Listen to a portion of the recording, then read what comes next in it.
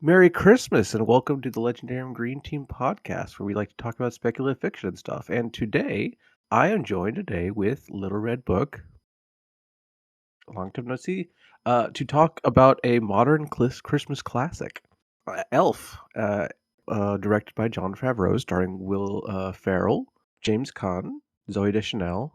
I suppose it's the main cast. Um, Bob Hope, Ed Asner. Yeah, that's a great cast, great director, who's Jewish, by the way. I think it was also written by a Jew.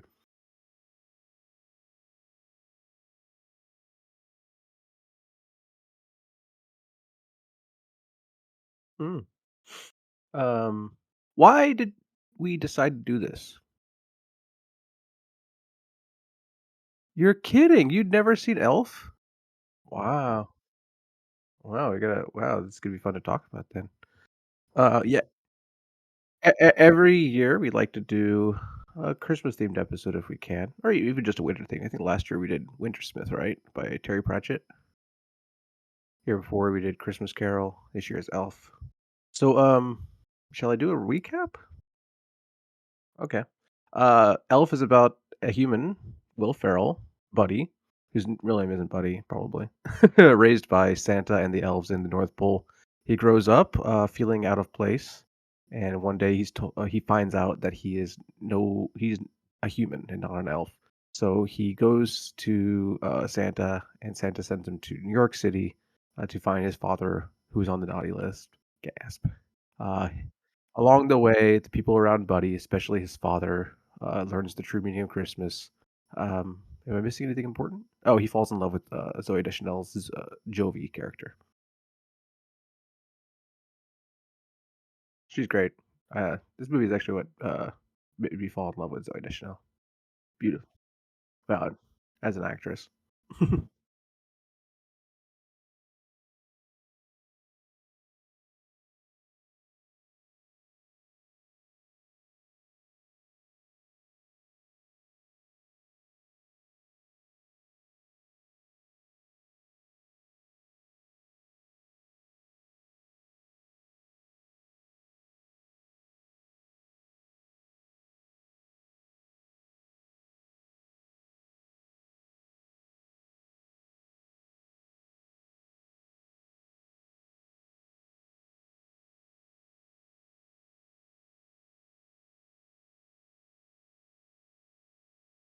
hmm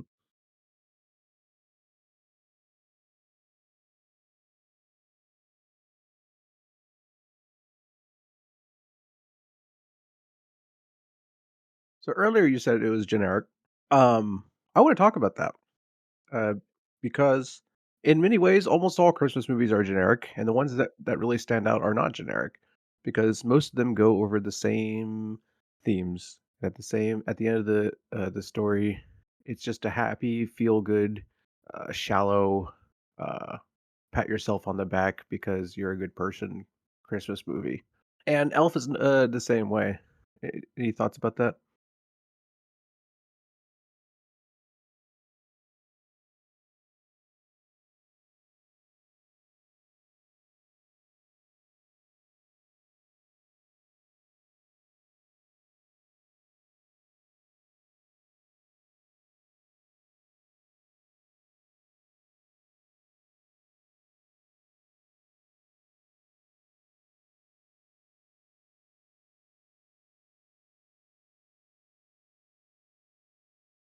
hmm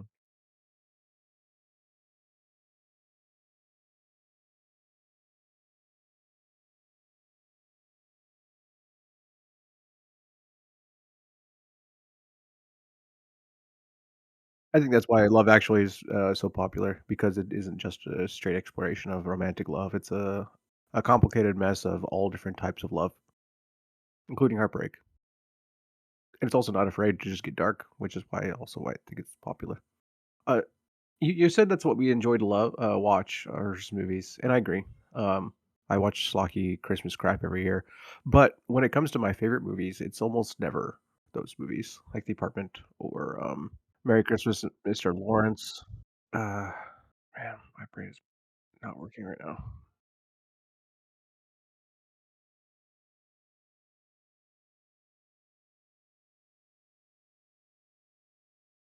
It is? Oh, w why? How is it not generic compared to Elf? Die Hard?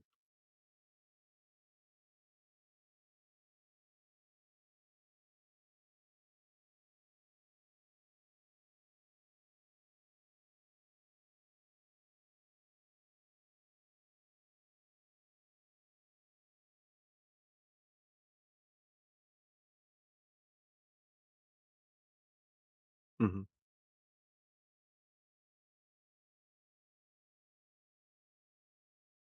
Also, it is magical. It absolutely is, he is magical.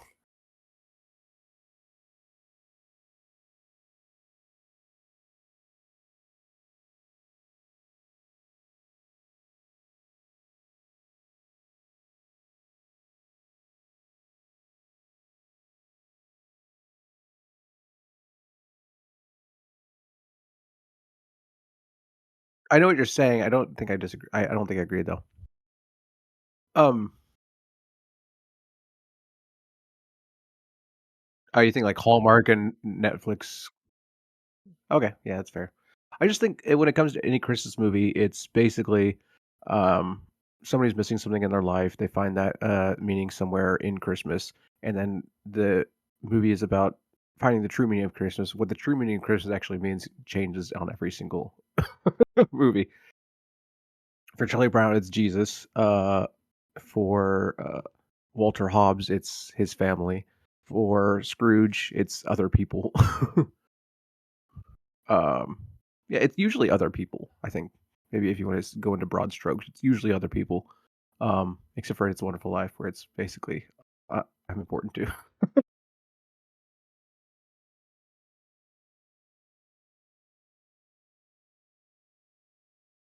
That's fine.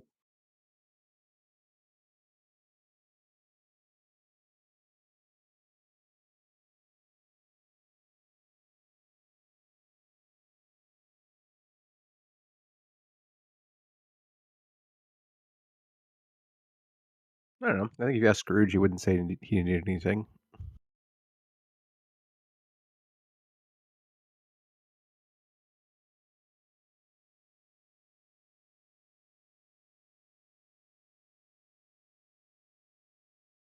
Well, I actually want to talk about some of the intertextuality with other Christmas movies. For example, Elf. Obviously, it's kind of I don't say obviously, but it's a bit of a Scrooge story where there's a Scrooge character and he has to come around and learn about the importance of Christmas.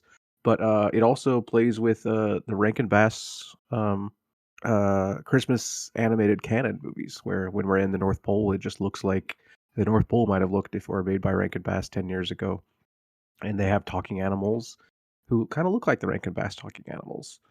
Um, did you notice any other mm, nods to Christmas movies?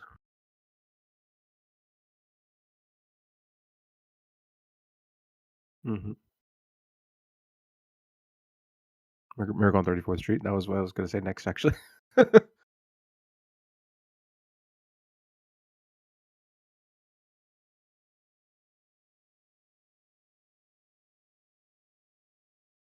Yeah, it has very fast paced editing, similar to those kind of Christmas hijinks movies.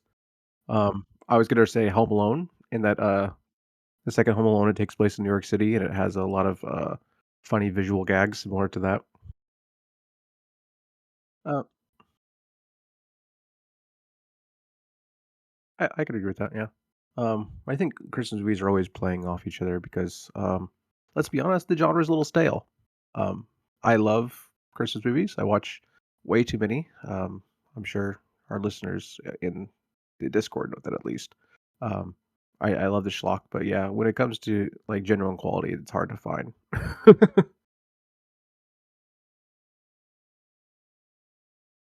I agree.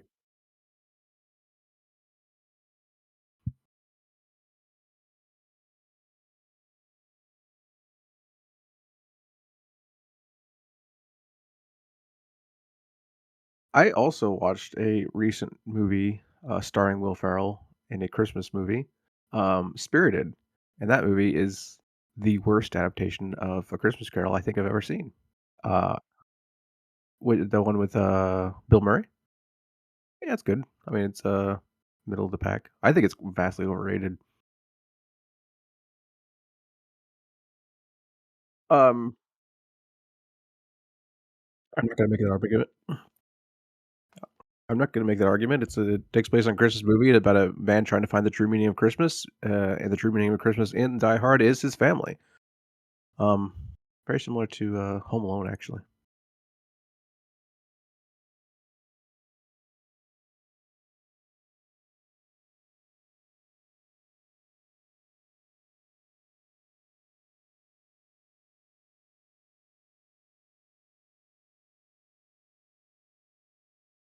Uh, yeah, well, they try to ride around it by saying the phone lines are down, which kind of makes sense because they can't get in and out. But, yeah, there's some plot holes in Home Alone, but if you could look past them, it's actually very well crafted.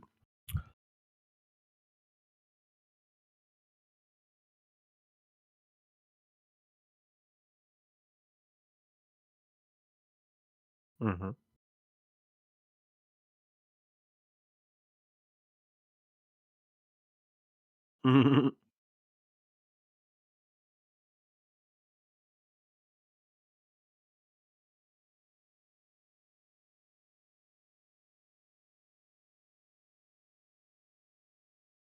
Yeah. I've never thought about that, but yeah, I bet the nurses or the nuns were freaking out.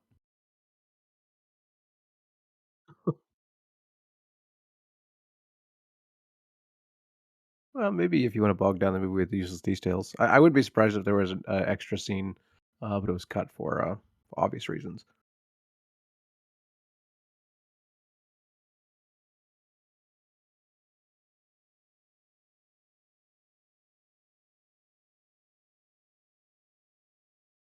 The final scene, yeah. Yeah, so when he finds out that he is human, he sits on his lap after he's in the toilet, and then at the end, he brings his baby with Jovi, and they're sitting on it, then the final credits, and it turns into a little, painter paint. Hmm. I'm the papa.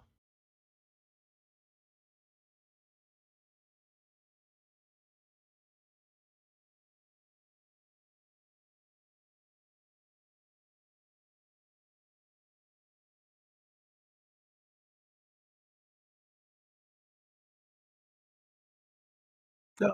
I think that's, exactly why, the movie's been so resonant with audiences is Buddy the Elf is such a joyous, childlike, genuine character. It's hard not to love. I obviously don't like because you don't like Will Ferrell, but, I do think that's why he's so popular. Speaking of popular, do you wanna talk about Christmas movies' critique of consumerism while being a consumer product in itself? Anytime I watch, like, it's almost never rare. I think anytime I watch a Christmas movie where there's a critique of consumerism, what's like, I say, "Go you."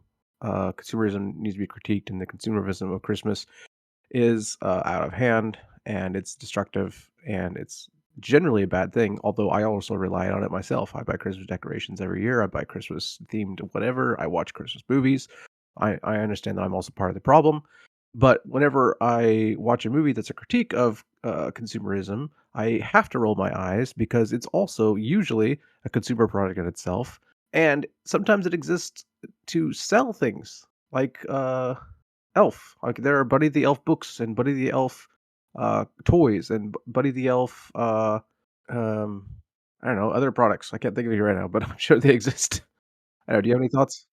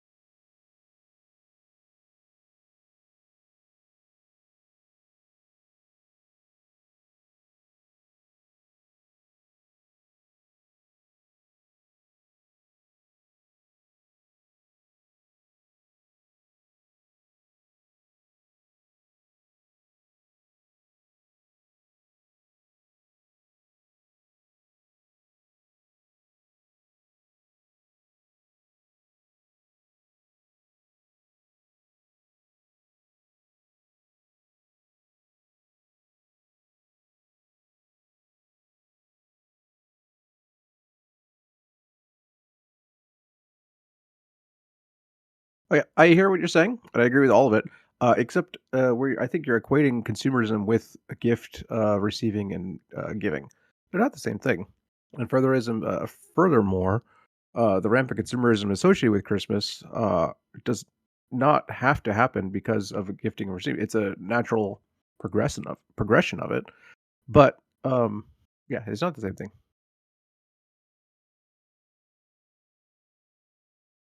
Mhm. Oh, yeah, November 1st every year. It does, which is part of the tension.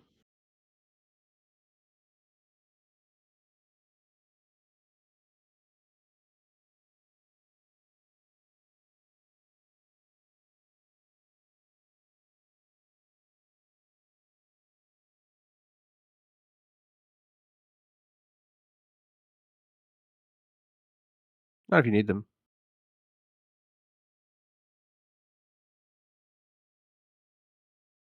Mhm. But, you talk about bringing joy, and I agree. I think, finding joy, especially in, mm, modern life, is very important. But if you prioritize joy over other things, you have to make sacrifices in other places, such as environmental impact or psychological or social problems that come with these things, yeah.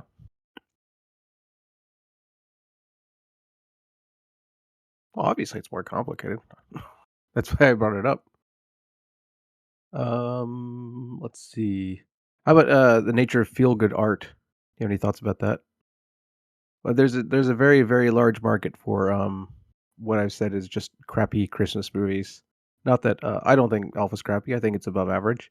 But there is a lot of it's a big market, let's just say that, of people wanting to consume, feel-good stories, which I would say is kind of the opposite of the, um, feeling of catharsis that maybe Aristotle talked about, where Aristotle talked about catharsis, existing inside of, tragedies so that people can, let out all of their emotions so that they can become productive members of society. But in feel good movies, it sometimes feels like, and I'm guilty of this too. I watch so many feel good movies, especially at Christmas time, because they make me feel good and they make me feel like a good person. But I feel that sometimes people just watch them so they get that high, and they could say, "Oh, I'm no Scrooge," or "I don't act like this," and so that they could pat themselves in the back and understand the true meaning of Christmas while not doing anything active. Does that make sense?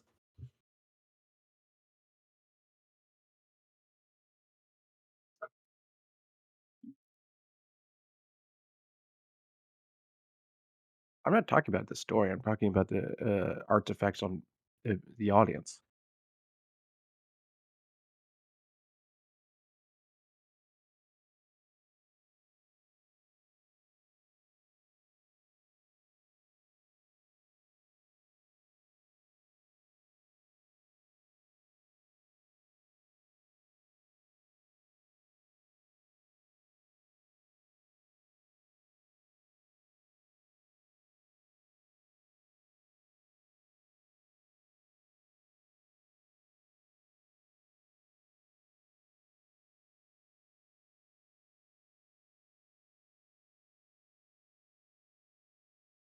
all the time.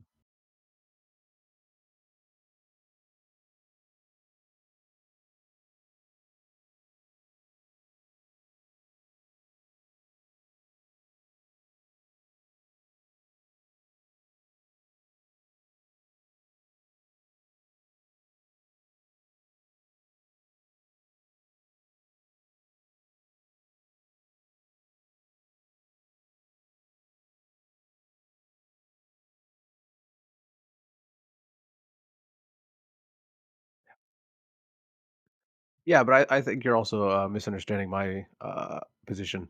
I'm not condemning anything right now. I'm just thinking about the problems, using them as fodder for discussion. Like I told you before, I consume this stuff. I'm sure a big something I actually dislike about myself is just the consumerism of Christmas. I buy into it every year while criticizing it at the same time, much like Elf is. Um, and I watch these crappy movies that just make me feel good, and I don't do enough.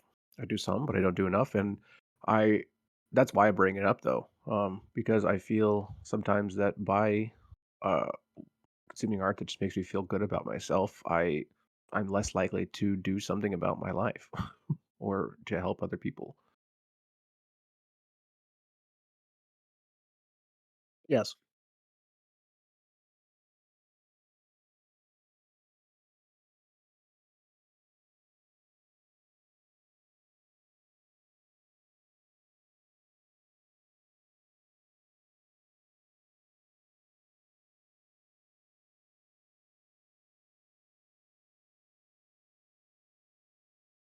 Mm, okay.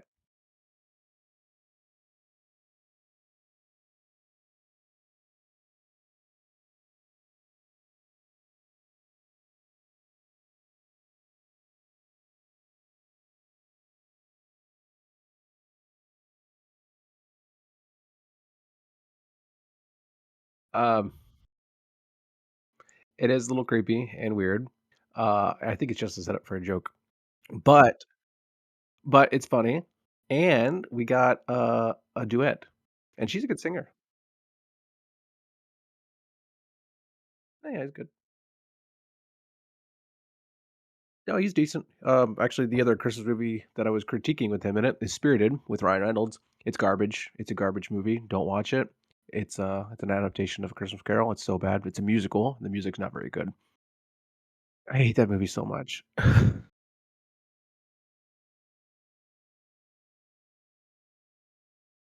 It's so bad. Like I don't know how it got made. It's not funny. It's kind of original, but it's more like taking a Christmas Carol, putting it in the modern day, and then giving us the idea behind the story itself, which I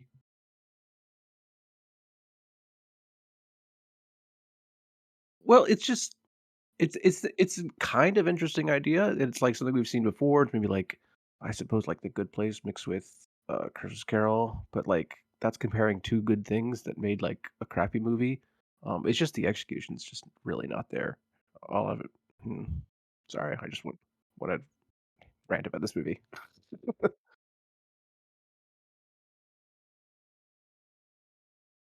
I wouldn't mind. But then I had to watch it again, so I get like take notes and be like, okay, this is bad because of this, and I don't want to do that. It's a lot of work, and I hated the movie. It's like I love Christmas movies. I even if they're garbage, I usually like them. I actually don't like that one very much. I don't hate it, but I watched it as a kid once, and I was just like, it's fine.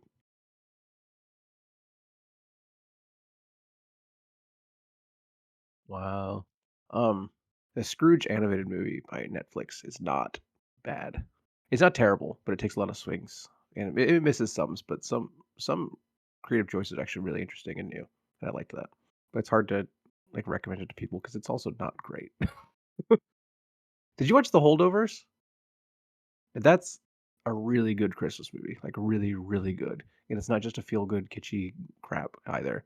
I should have mentioned The Holdovers earlier when I was talking about not generic Christmas movies that I love.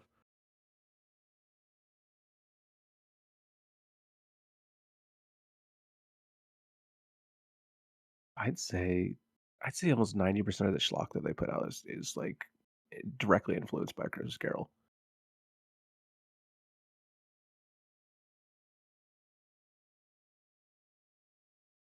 Hell, even the Grinch is just a Scrooge.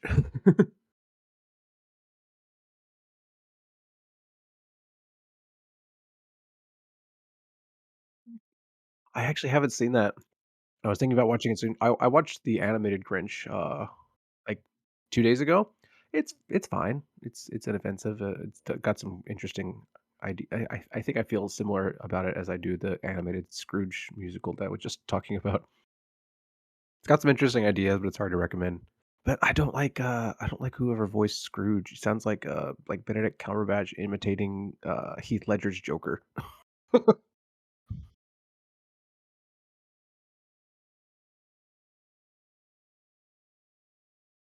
Oh, it is Benedict Cumberbatch.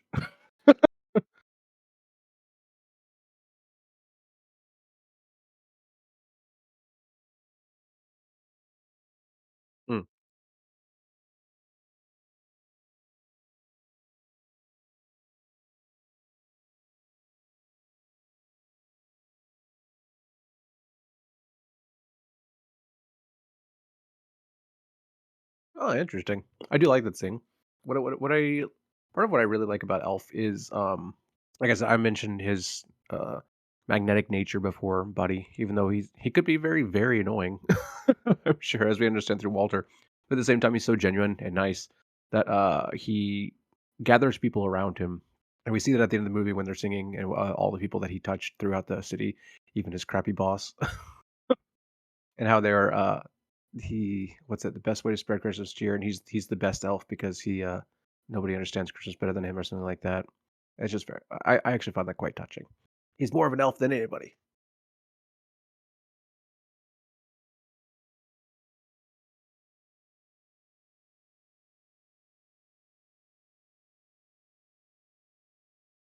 Oh, at the Gimbals,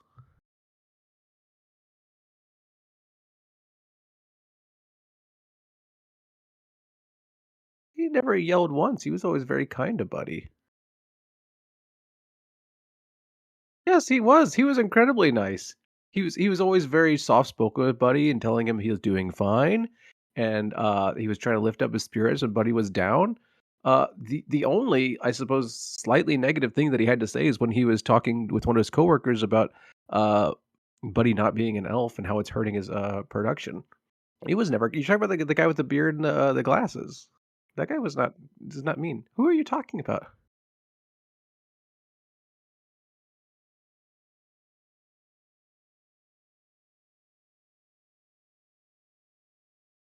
I am looking it up. All right, do manager elf. It's just the black guy at Gimbals.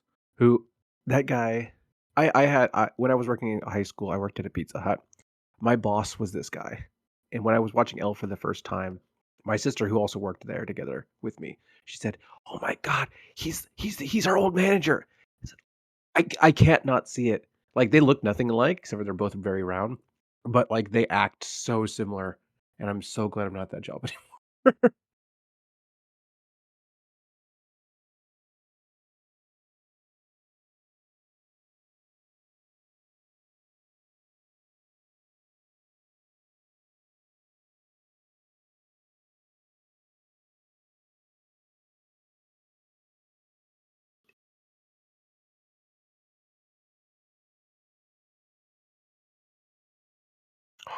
Don't tell me.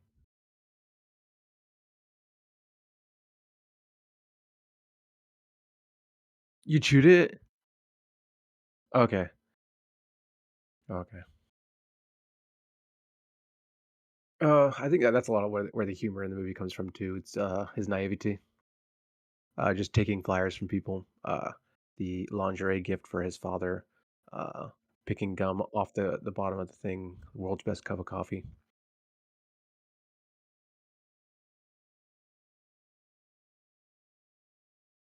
Um, I don't know. I don't really have much else to say.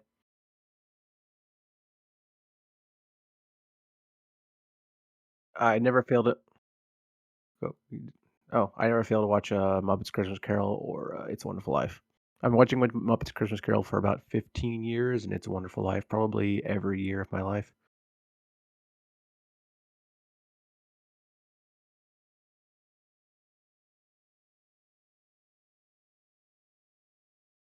Merry Christmas, Charlie Brown.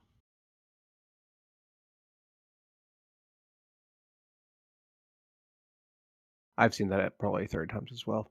That's another movie that's, actually comes off incredibly genuine in its critique of consumerism. I think partially because it just goes a very religious route, but at the same time, has turned into a consumerist monster of creating products related to Charlie Brown's Christmas Merry Christmas, Charlie Brown, or the television networks, speeding it up and cutting it into bits so that they can fit in more commercial time when they're showing it on television. Yeah, that just makes me angry, so, yeah, I don't do that. Glad I don't live in the States anymore. Mm,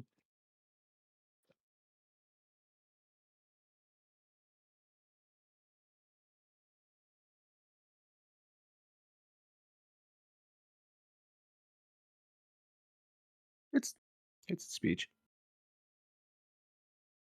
I'm also a big fan. I think probably most people of faith enjoy the movie. Even people who don't probably like, well, I say movie, it's like a 30-minute Christmas special, television special. Die Hard's great.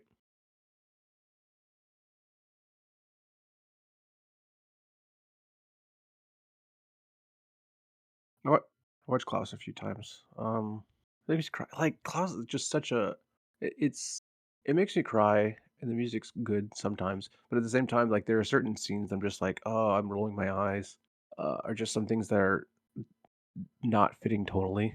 like I don't. I'm not gonna get into it, but yeah, I love Klaus, but I think it's got some obvious problems. Um, how about any movies? Any Christmas movies you want to dunk on before we end?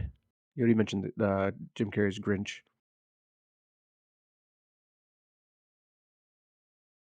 That's a good one. I've not seen it, so I don't really have much to say, but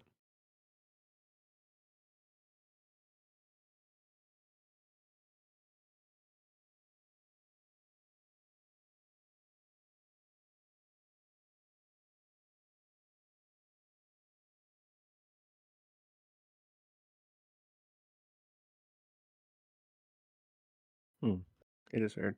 It's like that well, one storyline in Love Actually where uh, dude's best friend is in love with his best friend's wife. That whole thing's weird. Let's see. The Holdovers. I already mentioned it. Holdovers fantastic. Everyone, please watch it. The Apartment. Oh, Tokyo Godfathers. Watch. Everyone needs to watch Tokyo Godfathers. Um, that is in America at least. Actually, probably in Japan too. But it's an underappreciated Christmas classic in my opinion. Um, the Polar Express is quite possibly the worst animated Christmas movie ever made. Um, Spirited by with Ryan Reynolds and Will Ferrell is what I've already mentioned twice, just terrible. Maybe maybe just as bad as The Polar Express. Um, just so creepy, so creepy, The Polar Express. They're dead eyes.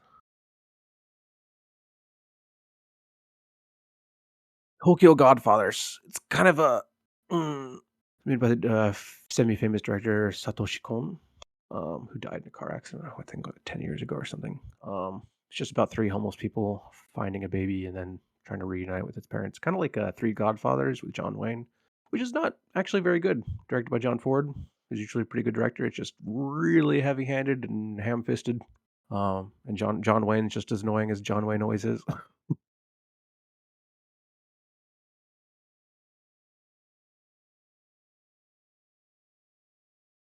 I do like that one too. Yeah.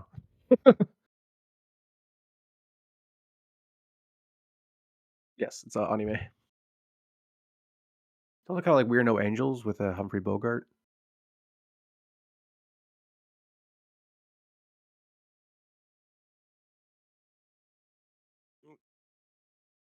Yeah, it's mostly seen as a romantic holiday. Nobody actually takes off time work. In fact, I'm the only one at my work who's actually taking off Christmas. It's a romantic holiday that would have a lover. If you don't have a lover, then you're just kind of lonely on Christmas. Instead of any like traditional meals, they just eat Christmas cake, which is usually like a shortcake and strawberry frosting. It's actually pretty good. Um, their traditional meal is just Kentucky, Kentucky Fried Chicken. And it's usually not fried, it's often roasted, but, it's not just Kentucky either. It's like you could get, Christmas chicken, like, anywhere that sells chicken, and you usually have to pre-order that stuff. Kinda, yeah, but with Santa Claus, and people usually do put up a tree. I shouldn't say usually. Many people still put up trees, and a few people put up decorations. Um, it's kind of just like that cool thing that Americans do, and so we're gonna do it too. Barely religious. I mean, obviously the religious people here do celebrate it like with zeal, I suppose. But there's not a lot of Christian people here, so I said religious, but I should have said Christian because there's plenty of religious people here who aren't Christian. Um, let's see, how else is it different? It's just different.